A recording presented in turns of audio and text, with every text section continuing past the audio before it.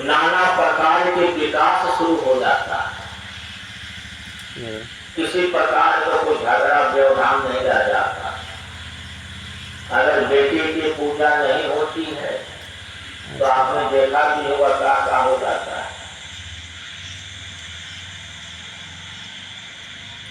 ये बार बार मैं क्यों कह रहा हूं प्रवचन, क्योंकि आज के परिवेश में बेटियों को लोग बड़ी कुदृष्टि से देखते हैं। अगर बेटी जन्म ले लेती है तो मैं ही दुखी हो जाता, मेरे माता पिता भी दुखी हो जाते हैं।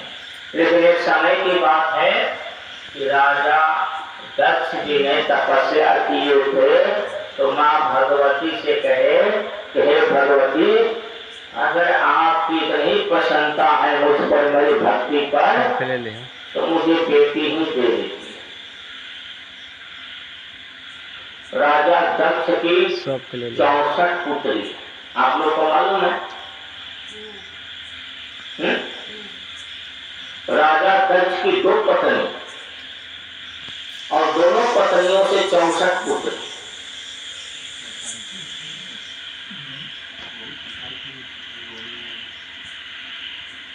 सत्ताईस जो नक्षत्र का नाम लिए वह राजा दक्ष की पुत्री है। और राजा दक्ष जी ने 27 पुत्री का विवाह किससे किए? तो चंद्रमा से विवाह किए। और 2 पुत्री का विवाह ऋषि कश्यप से किए।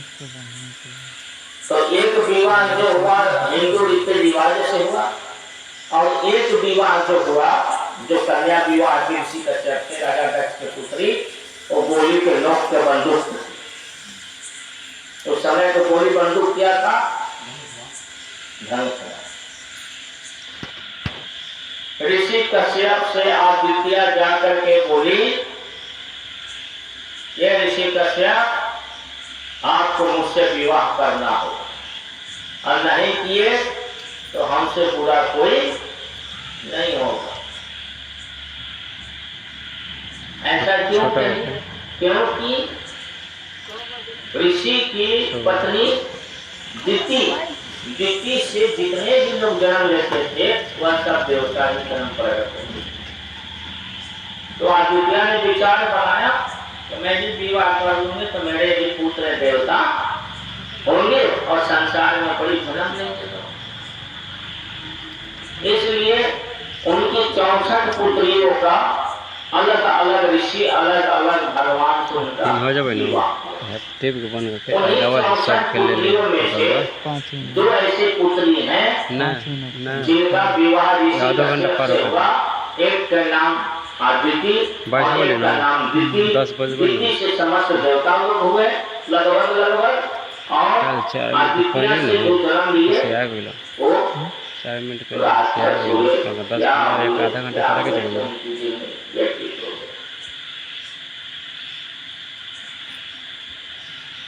तो कभी कभी पुत्री बड़ी गुस्सा जाती है, अपनी मन के विवाह कर देती। आज का परंपरा नहीं, उसी समय की परंपरा। आप बताइए, ऋषि कश्यप ऋषि थे लेकिन उनकी साली ने जबरदस्ती विवाह किया। बड़ी विडंबना है कथा। तो वह विवाह होता था कोई ना कोई प्रक्रिया, कोई ना कोई उद्देश्य को लेकर। और आजकल के लोग आप तो खुद जानते हैं, हमें बताने का आवश्यकता नहीं।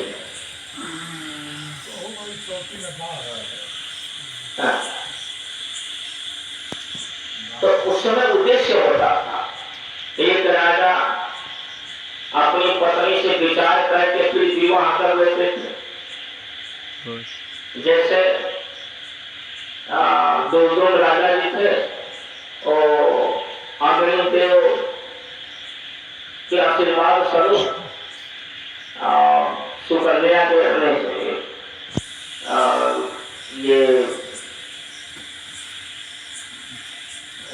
कौन तो ऋषि थे, उनकी पुत्री से उनकी विवाह। अभी याद नहीं आ रहा है, तो ऐसे प्रश्न तो उद्देश्य हुआ करता था, आज का उद्देश्य तो कुछ और है। हम ये कथा सुनाते हैं भक्ति और ईश्वर की प्राप्ति। बोलो श्रीमद् भागवत पुराण की भक्ति भगवान को कैसे करना चाहिए और ईश्वर की प्राप्ति हमें कैसे होगा। देखिए, यह पार्वती जी पूछती हैं कि हे महादेव, आप मुझे ऐसा रहस्य बताइए जिसे मुझे पूजा भी न करना पड़े,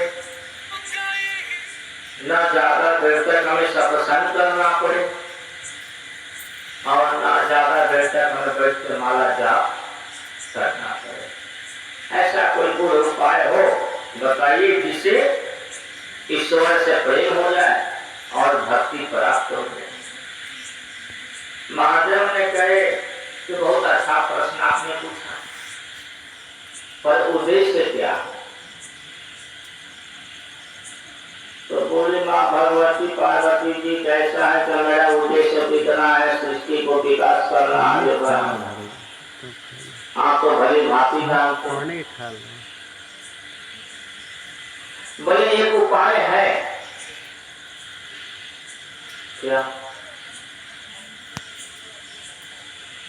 और वो उपाय अगर आप कर सकते हो पार्वती जी तो कर।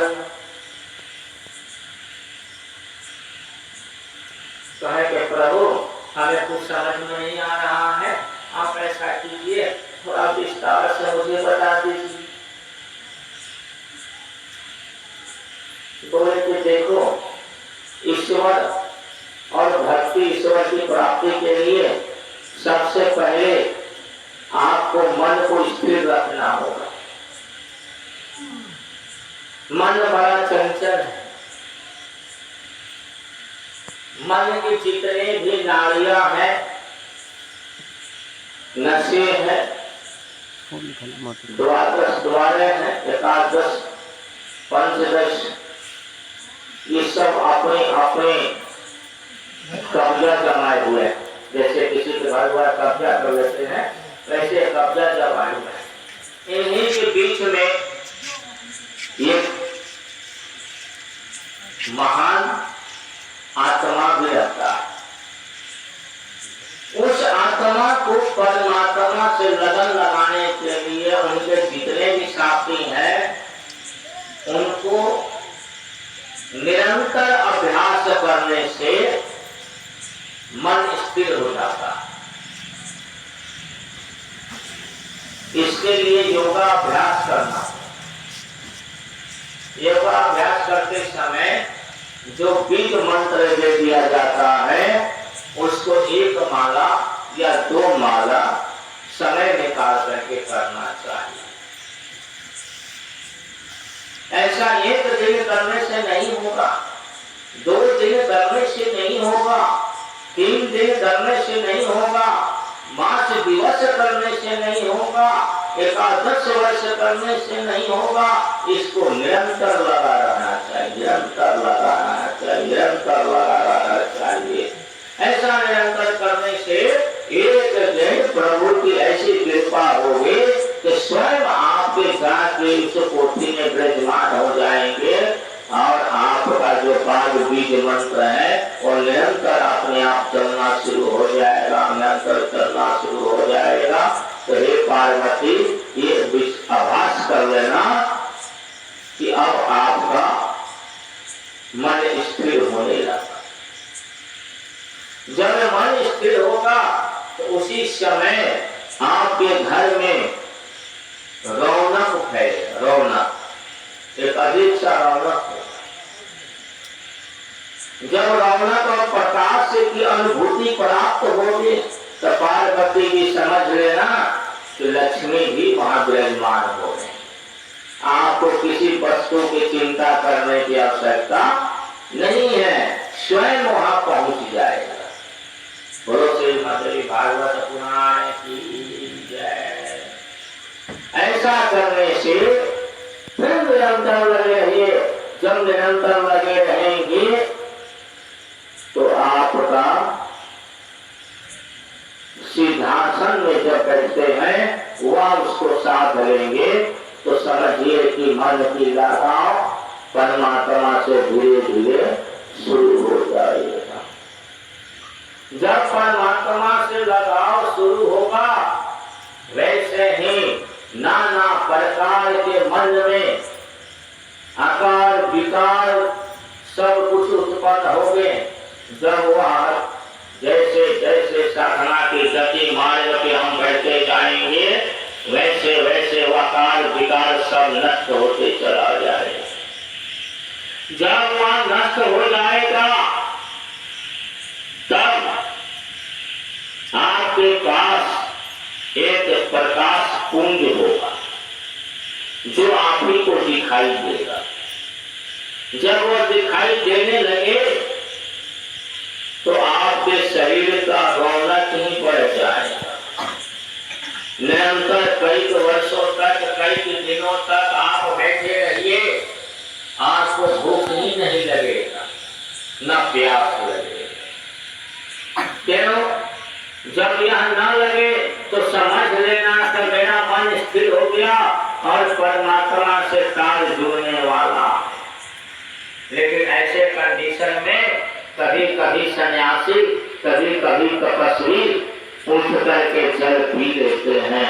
जल पीने के कारण प्रकृति का प्रभाव हो जाता है और प्रभाव हो जाने के कारण माया का प्रभाव ओतप्रोत हो जाता है और वह भक्ति करना छोड़ देता है। कुछ पल के लिए निद्रा सवार हो जाती है और वह सो जाता है। उसने जितना पहले किया था वह सब व्यर्थ चला जाता है। उस पीछे किए हुए का लाभ कुछ नहीं मिलना है। अगर वह निरंतर लगा रहे, निरंतर चलता रहे तो वह साधक धीरे धीरे परमेश्वर से जुड़ने के कगार आकाश मार्ग की ओर उसका मन चलते जाएगा, चलते जाएगा, चलते जाएगा। जैसे ही कुछ दूर आकाश मार्ग तक जाएगा वैसे ही उसको बहुत बड़ा मुंह सूखने लगेगा। जब मुंह सूखने लगेगा तो उसकी वाणी लड़खड़ाने लगेगी। जब उसकी वाणी लड़खड़ाने लगेगा तो समझ लेना अब पक्का निश्चित हो गया परमेश्वर से मिलना। बोलो श्रीमद् भागवत पुराण की। जैसे ही पानी लड़खड़ाएगा, लड़खड़ाने के द्वारा मुंह का सूखना हो जाएगा वैसे ही आपके शरीर में अचानक दर्द होगा। जब उसे आपने इच्छा को मार लिया तो अंत में परमेश्वर के सूक्ष्म रूप में दर्शन होगा। जब दर्शन होगा, जब मिलन होगा तो नेत्रों से आंसू के धारा बहेगा। ना बोल पाएंगे, ना हाथ को दुला पाएंगे, क्योंकि ईश्वर प्रत्यक्ष मासूम रूप से खड़ा है, प्रत्यक्ष रूप से दर्शन दे रहे हैं। तो उस समय समझ लेना तब ईश्वर स्वयं मेरे पास विराजमान है। उनकी कृपा से ही सभी बोल पाते हैं। पार्वती ऐसी कोई शक्ति है जो आपको भी चला रहा है और मुझे भी चला रहा। अगर उसकी कृपा है, उसकी आज्ञा है तभी हम बैठ के आपसे सत्संग कर रहे हैं। श्रीमद् भागवत पुराण की। ऐसा कोई साध लेता है तो उसे ईश्वर की प्राप्ति हो जाती है और चाहे 84 लाख जीवने से छुटकारा मिल जाता है। जब वो इच्छा करता है तो मनुष्य तन में आ जाता है, जब इच्छा करता है तो सतलोक में जाके वास कर लेता है।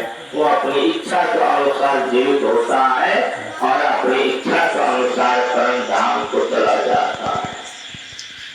हे पार्वती, यह गुप्त रहस्य है, यह किसी को नहीं बताना चाहिए। जब आपने पूछा तो हमने आपको बता दिया।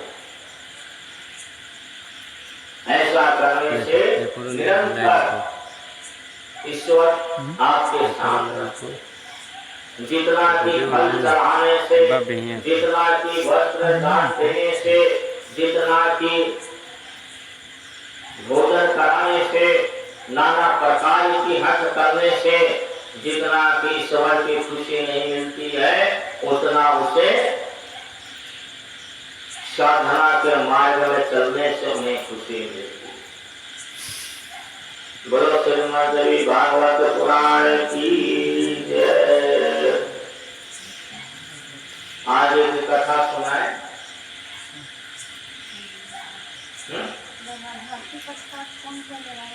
जी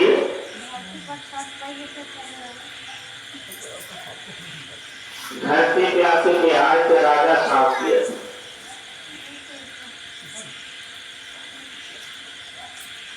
एक और सजन किए थे जिनका पुत्र ही जन्म लेकर मर गया।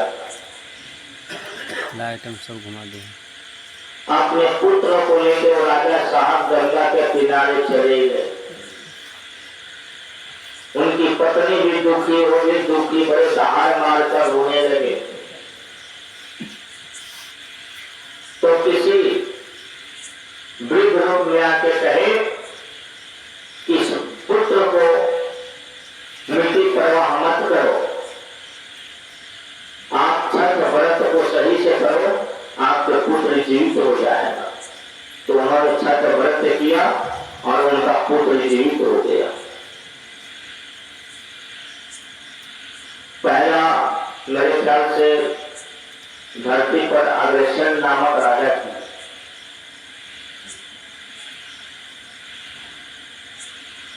इसके बाद एक और व्यक्ति की, उसका भी नाम मैं भूल गया, जिनका पुत्र मृत्यु को प्राप्त हुआ और भी राजा नहीं थे। उसके बाद सभी नगरवासियों करना शुरू कर दिए। उसके बाद आज पूरा लोग प्रचारित हो गया। हमारे उत्तर प्रदेश में कुछ छठ पूजा को नहीं जानते थे प्रयागराज में। आज देखिए अभी से ही प्रयागराज संगम सजने की तैयारी हो गई। अभी तो दशहरा है, दिवाली है, तब छठ आए। तो जैसे जैसे आदित्य भगवान की कृपा होती है, छठी मैया की प्रभाव होता है, तो संसार देखते हैं। कभी कभी आपने वाकया सुना होगा कि जीवन में उसे खाने के लिए ठीक नहीं है, लेकिन छठ व्रत करने के लिए मन में ठान लिया, उस भक्त को छठी मैया ने सारी चीजें उपलब्ध करा दी। ऐसा भी प्रभाव सुनने को मिला। आप लोग देखे हो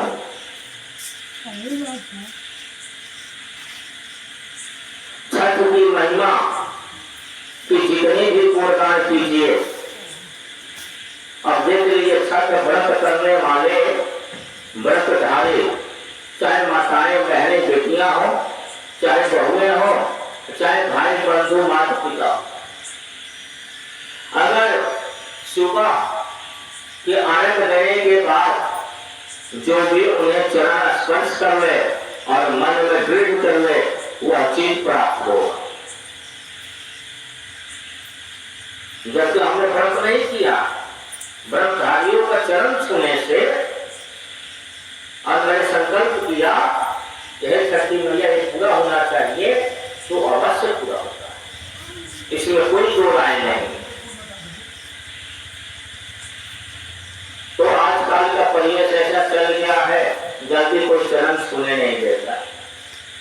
लेकिन इसका एक और उपाय, मन में संकल्प करके जहाँ व्रतधारी वहां पहुंचे हैं, उनके सामने प्रातः काल सुबह जाकर के भीख मांग लीजिए और मन में संकल्प कीजिए, वह भी आपका कार्य सिद्ध हो जाएगा। लेकिन वह प्रसाद लेकर के उसे खाना चाहिए, फेंकना नहीं चाहिए।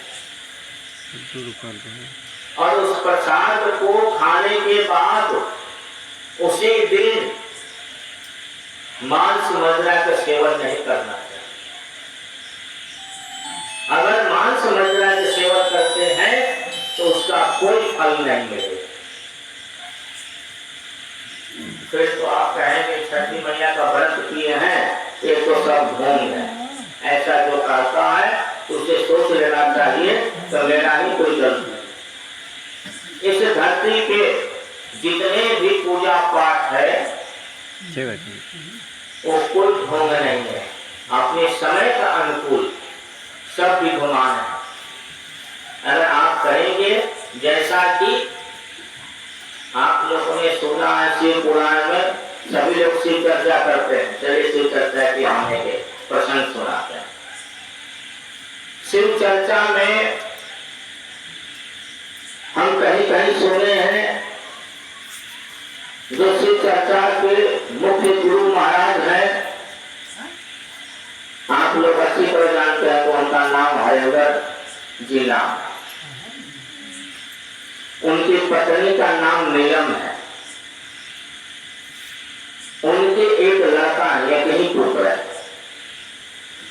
उनका नाम मनु है, उनकी बहू का नाम बरखा है। और सुनाओ आगे की कथा। हरिंदर जी इसी पटना में IAS ऑफिसर अधिकारी थे।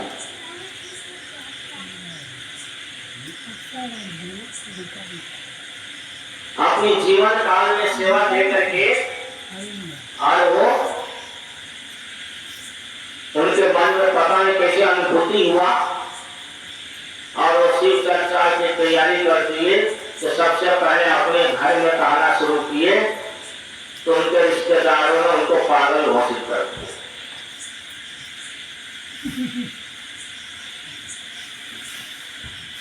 खुद उनके सारे साहब है ये पागल है।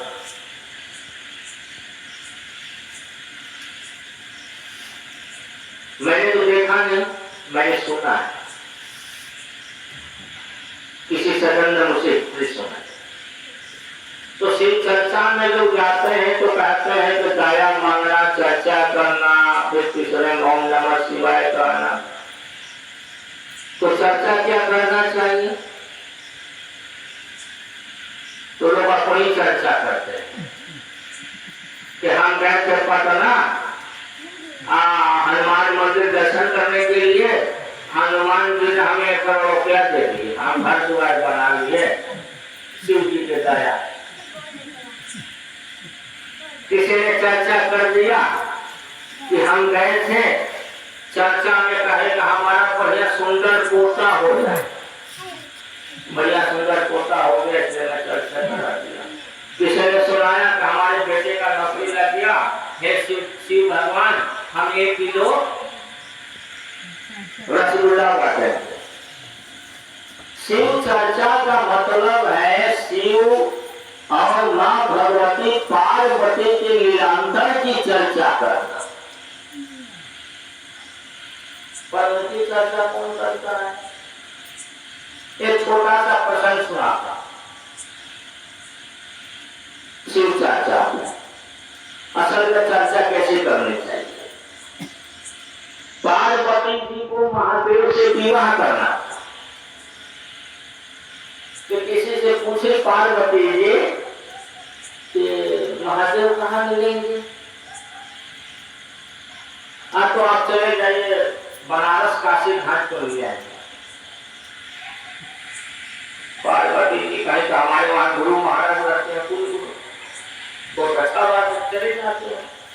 जैसे पार्वती ने महादेव को वहां चले गए ढूंढने, तब तक इधर क्या किए कि लक्ष्मी जी जो थी वो दादी बन गई और नारद जी थे और दादी के पोता बन गए।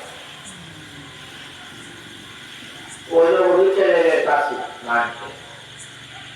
तो जब पार्वती जी काशी गंगा के किनारे घाट पे पहुंचती थी तो महादेव कहा है, महादेव पूछती थी महादेव आपने देखा है? नहीं, महादेव को नहीं देखा। अच्छा देखो भाई, लोग समझ रहे किसी का नाम होगा, पूछ रहे पार्वती जी। अरे कौन? मैं वो महादेव को नहीं दूंगा, महादेव को आपने अरे नहीं कहते। अच्छा तो क्या हुआ? जब जैसे कि पार्वती जी महादेव को ढूंढने में बड़ा भीड़ हो गई। तब लक्ष्मी रूपी दादी और नारद रूपी पोता दोनों उसे गंगा के किनारे पहुंच गए टहल में। बोलो श्रीमद भागवत पुराण देखिए, बहुत अच्छा लीला है यहाँ पे महादेव की। तो जब खेलने लगे तो पार्वती जी को देखकर के लड़का बड़ा मोहित होता था। पार्वती जी धीरे धीरे उस बालक में लीन हो गए। जब वो बालक नहीं आता था तो पार्वती जी को मन नहीं लगता था। एक दिन की बात हुआ, उस लड़के के साथ रहने लगे। कहेगा आप तो बहुत अच्छे हैं, आप मुझे बड़ी प्यारी लगती हैं, से हम डेली आएंगे शाम को आपके पास खेलने के लिए। पार्वती जी से कही है, बुढ़िया अम्मा, हम तो लक्ष्मी जी के स्वयं को, बुढ़िया अम्मा आप डेली आना, हमें तो मन लग गया। ऐसे माँ भगवती का प्रभाव हुआ माया का कि पार्वती जी महादेव को ढूंढना भूल गए। अब वो कोटे में विलन हो लड़के। जब वो लड़का आता था बड़ा खुश होती थी, जब लड़का नहीं आता था दुखी हो जाती थी। एक दिन संध्या कालीन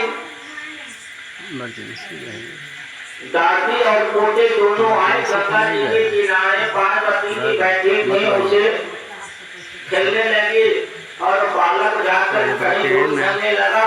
पार्वती जी को अचानक ध्यान आया, मैं तो महादेव को ढूंढने आई हूँ, महादेव तो मिले ही नहीं, मैं तो कहाँ पर। इतना ही मन में सोच रहे जैसे काल में हाथ रख करके, तब तक महादेव मगरमच्छ के रूप धारण करके आ गए और उस बालक को पकड़। और बालक चिल्लाने लगा, माता जी मुझे बचा लो, नहीं तो मगरमच्छ खा जाएगा। दादी दादी मुझे बचा लो, नहीं तो मगरमच्छ खा जाएगा। पार्वती जी जैसे ही रुदन की आवाज आई तो पार्वती जी झट से उठी, कह गए मगरमच्छ इस बालक को छोड़ दो। मगरमच्छ ने कहा, बड़े वर्षों के बाद हमें कोमल आहार मिला है और मेरा ये भोजन है, मैं इसे कैसे छोड़ूं? मैं तो डेली यहाँ इसे गंगा जी में रहता हूँ और मैं अनेकों चीज का भक्षण किया हूँ, लेकिन यह तो मेरा आज कोमल है, बड़ा मुलायम है, यही हमारा भोजन है और मैं भूखा हूँ, मैं इसे खाऊंगा। फिर पार्वती जी कह रहे हैं, इस बालक ने आपको क्या अपराध किया है, इसे खाओगे? मगरमच्छ का कोई बड़ा अपराध नहीं किया है, और मेरा कोई अपराध है, लेकिन मेरे कर्मों में लिखा है मैं भूखा हूं, मुझे ऐसे ही लोग पसंद है, तो मेरा भोजन कैसे होगा बताइए, मैं कैसे तृप्त होऊंगा? हम कुछ नहीं जानते, हम इस बालक को खाएं और नहीं ऐसा कोमल चीज ला कर दे तो दूसरा बालक है तो चले जाओ।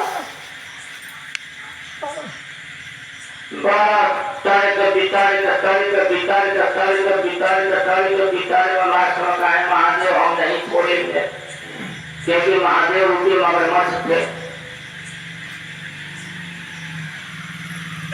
तब पार्वती जी कहीं क्यों नहीं छोड़ दो, और जो तुम कहो वो मैं करने को तैयार हूं। अगर इस बालक का बजाय मुझे खा सकते हो तो मुझे खा जाओ, लेकिन इस बालक को छोड़ दो। इतनी माया का प्रधान में डूब गई। तब कहे कि देखो मैं एक चीज मानना चाहता हूँ, दोगी कि नहीं दोगी बताओ? बोले ऐसा है, अगर देना चाहती हो तो प्रतिज्ञा करो। तब पार्वती ने वही प्रतिज्ञा की, कहे आप देखो मुझे जितना तुमने महादेव के लिए तप किया है वह सारी तपस्या का पुण्य मुझे दे दो। बोलो अगर आपने दिया तो हम इस बालों को छोड़ देंगे, अगर वो पुण्य मुझे दे दोगे तो मेरी आत्मा तृप्त हो जाएगा, मेरा भूख मिट जाएगा, मैं सदा सदा के लिए गंगा जी छोड़ के चला जाऊंगा।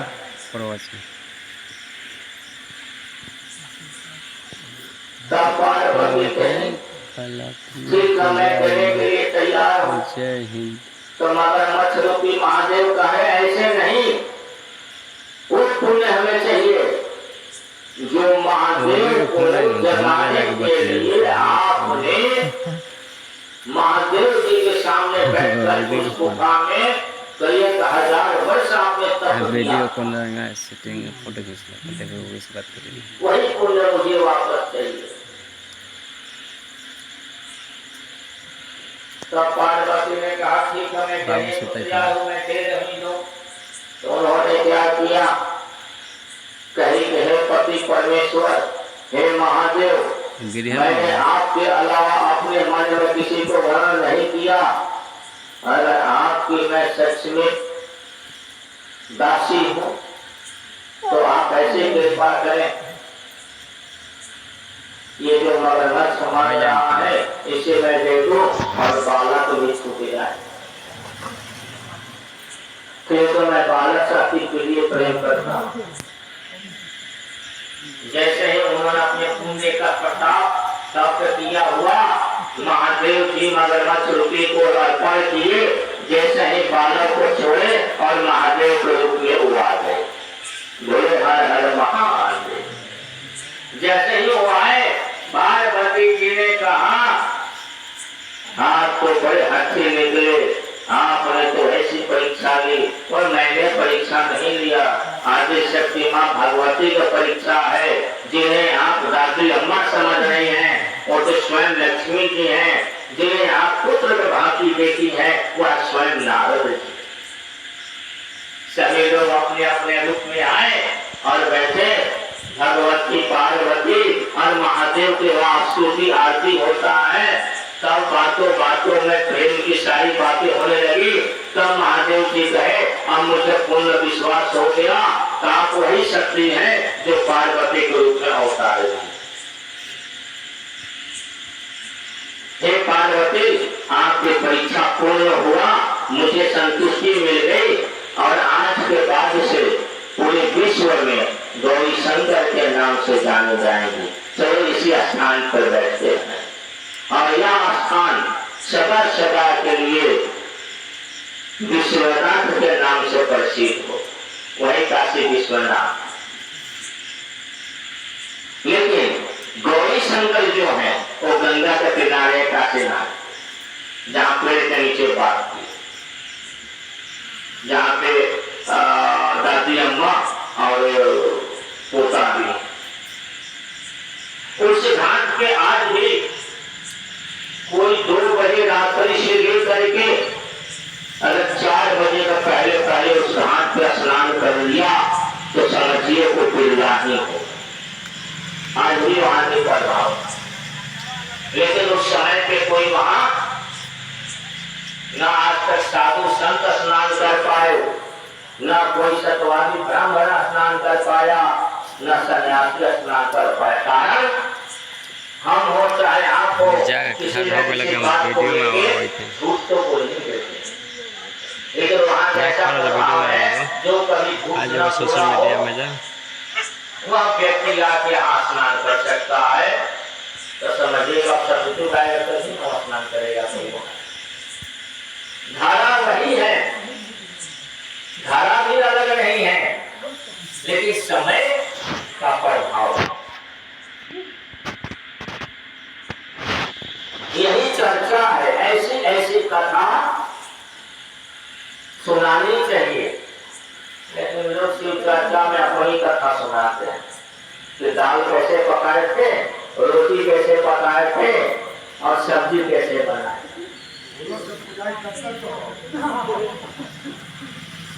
असल में एक छोटा सा और कथा सुना देता हूँ। जब सृष्टि की विस्तार हो रहा था समय में समुद्र मंथन रखा गया। जब समुद्र मंथन हुआ तो उसमें से 14 रत्न निकला। तो उसमें से भी एक रत्न जो था वह विष था, जहर। अब जहर कौन पिएगा? सब तो अमृत पीने के लायक है, रास्ता तो क्या देवता। जहर कोई पीने का नाम को राजी नहीं ले रहे हैं। मैं इसलिए वृत्तांत को सुना रहा हूँ कि सभी लोग कहते हैं भगवान जी गांजा पीते हैं शंकर। कोई देखा है? देखा तो भैया हमें बता दो। कोई लोग कहते हैं तो भगवान जी तो धरतोगा भी नहीं छोड़े, वो भी पीस के पी लिए। ऐसे सन्यासियों का बड़ा कहना है, और जितने भी कर दे नर्सरी उनको तो पहले कहना है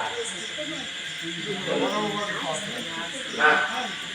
तो ऐसा शास्त्रों में नहीं है। जब शास्त्रों में जब सृष्टि का विस्तार हो रहा था, एक समय में समुद्र मंथन हुआ था, और समुद्र मंथन होने के कारण उसमें 14 रत्न निकले। 14 रत्न में से एक रत्न विष था। सभी ने पंचायती की, सभी ने ज्ञान ध्यान बताया कि इस विष को अगर धरती में डालते हैं तो भी सृष्टि का विस्तार नहीं हो पाएगा, विनाश हो जाएगा। अगर हम गंगा जी में डालते हैं तो जल सब विषैला हो जाएगा। जो भी मनुष्य प्राणी देवता अन्य सब लोग स्नान करेंगे, पिए वो भी मर जाएंगे। मगर वो विष कहीं बीतने लायक नहीं था। अब इसको क्या किया जाए भाई? कोई राजी नहीं हुआ। तो विचार करते करते महादेव बोले तो लाओ, अगर मेरे पीने से तीनों लोगों की रक्षा हो सकती है तो लाओ भैया मैं ही पी लेता हूँ। मेरे मर जाने से अगर विष नहीं फैल सकता है तो उसमें संशोधन किए, बड़े बड़े आचार्य, बड़े बड़े ज्योतिषों ने संशोधन किए, बड़े बड़े ऋषियों ने बताए तो इसका प्रभाव खत्म हो जाए। बोले भैया लाओ। लेकिन जो संशोधन करके बताए थे उन्होंने कह दिया था कि जो पिएगा वो मर भी सकता है।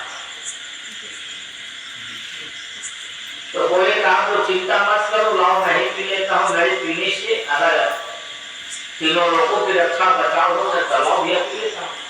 उन्होंने लिए और उन्होंने पी लिया। पिए तो जैसे ही सारा पिए तो यह कंठ से नीचे उतरा ही नहीं, कंठ के ऊपर ही रह गया।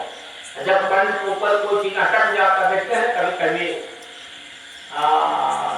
अभी हम चावल खा रहे थे 2 दिन पहले, तो खूब बारगा में पानी पी रहे।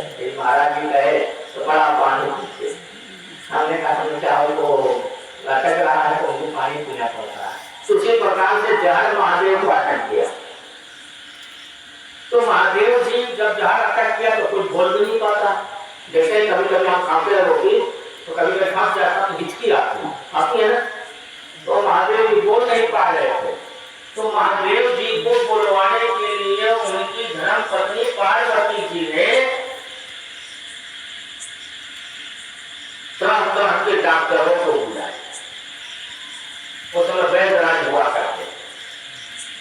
किसी ने कहा कि घास पीस के चढ़ा दो, किसी ने कहा कि बड़ा बड़ा दो, किसी ने कहा कि धतूरा चढ़ा दो पीस के, किसी ने कहा भांग चढ़ा दो पीस करके, किसी ने कहा बेल चढ़ा दो पीस करके, किसी ने कहा। उसी में वैद्यराज जी को आया, बहुत लटाया पोटाया और कहा कि भाई देव का देव आदि देव महादेव है और इन्होंने जहर पी ली है। ये सुनिए बड़ा हंसे है तो भैया तो पूछे सही, लेकिन नहीं बोल रहे हैं तो हमारे पास एक उपाय है। क्या उपाय है भाई? लेकिन एक एवज में हम इसका पैसा लेने तभी उपाय बताएंगे। वैद्यराज जी के भाई पार्वती जी कहे हमारे स्वामी नहीं बोले, बोले जो कहूँ देने को तैयार हो, कहे देने का तैयार हो तो बोलो मैं दवा बताऊंगा, क्या लोगे? तो उन्होंने कहा बैदराज जी कि मुझे अमर होने का वरदान चाहिए, कि हम अमर हो जाएं। पार्वती जी कहे भी अमर हो जाए, बता तो सही, बता तो। बोले ऐसे नहीं, हमारा पोता भी अमर हो जाए, पोता के पोता भी अमर हो जाए, इसका वंशज आने वाला भी अमर हो जाए, जब तक धरती है वो अमर होता है। पार्वती जी कुछ समझे नहीं, हाथ पे हाथ कर भाई कहे स्वामी जी का तकलीफ है। अभी भी देखते हैं किसी अपने पति देव का तकलीफ देखती हैं तो बहुत सारे ऐसे धर्म पत्नियां हैं कि ले लेकर पता नहीं कहाँ कहाँ से दर्द से छोड़ रहे, सेवा करने का कोई कसर नहीं छोड़ती। वो धर्म पत्नी है जो समाज के रीति रिवाज से विवाह हुआ है, तो कहेंगे कि हम सब कुछ करने को तैयार हैं, आप बता तो दो, पहले वचन को दे दो। पार्वती जी ने वचन दिए और कहे इनको कुछ नहीं करना है, मेरे तो पते इसको तोड़ के ले आओ, इनके सर पर रख दो, एक लोटा गंगा जल लाओ, इन्हें सर पे चढ़ा दो।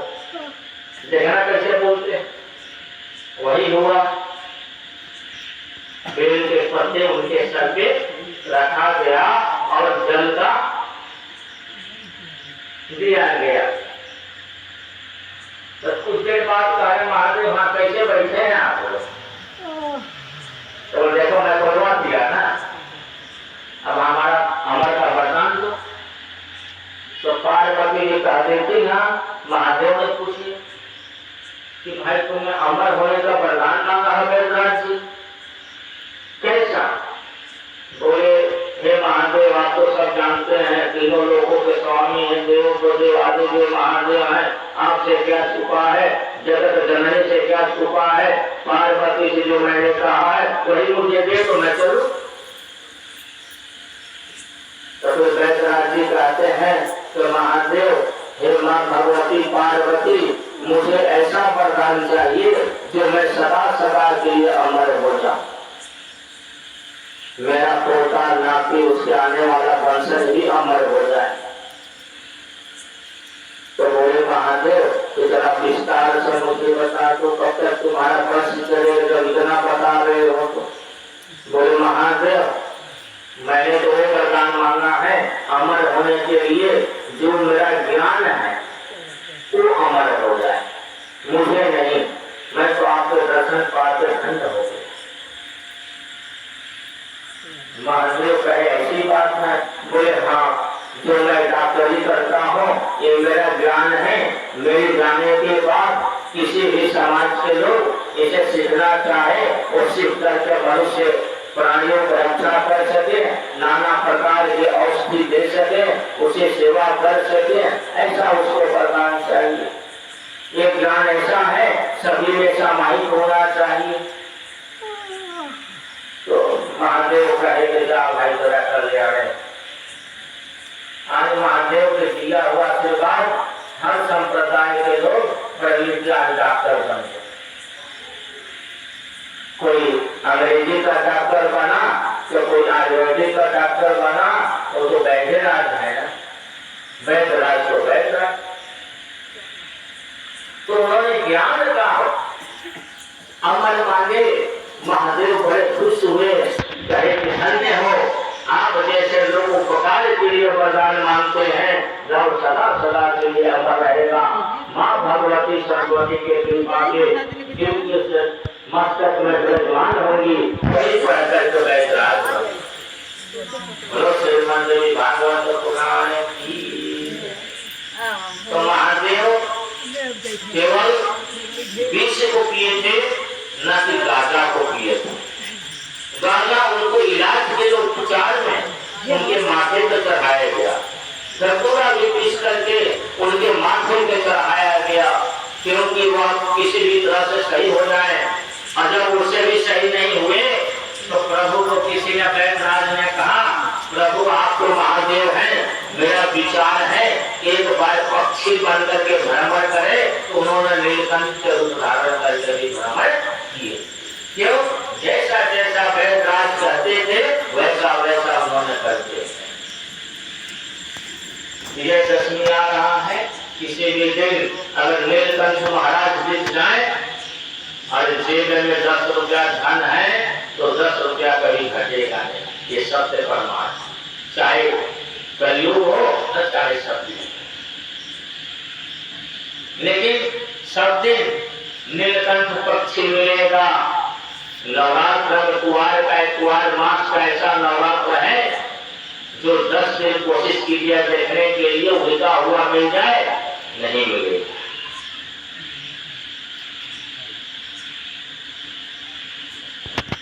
ये सत्य है।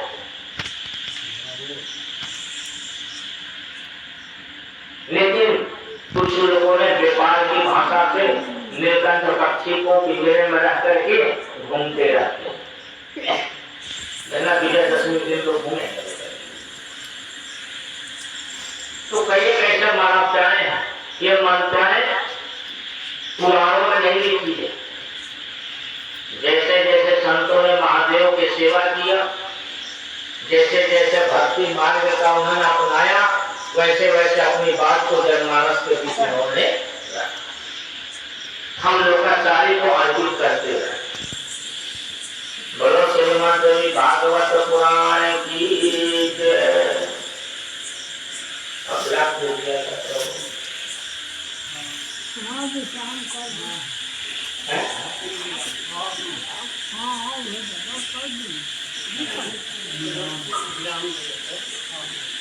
हम देख रहे हैं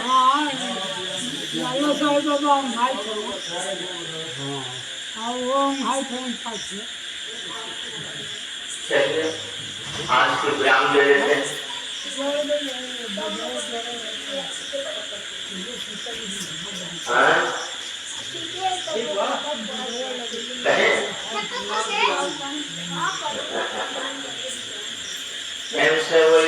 दुर्गा देवी की, गुरु ब्रह्मा की, गुरु विष्णु की, गुरु महेश्वर की, गुरु सत्यनारायण भगवान की, गुरु ठाकुर महाराज की, गणेश कुमार प्रधान की, कार्तिक महाराज की, शंकर मोचन हनुमान की, विश्वकर्मा भगवान की, समस्त देवतागण की जय, सनातन धर्म की जय, वेद पुराण की जय, 2800 वेद प्रकाश की जय, 2800 व्यासदेव महाराज की जय, सुखदेव महाराज की जय, ऋषि प्राशर प्रणायक पुत्र वेद व्यास की जय, नवदुर्गा देवी की जय। हरे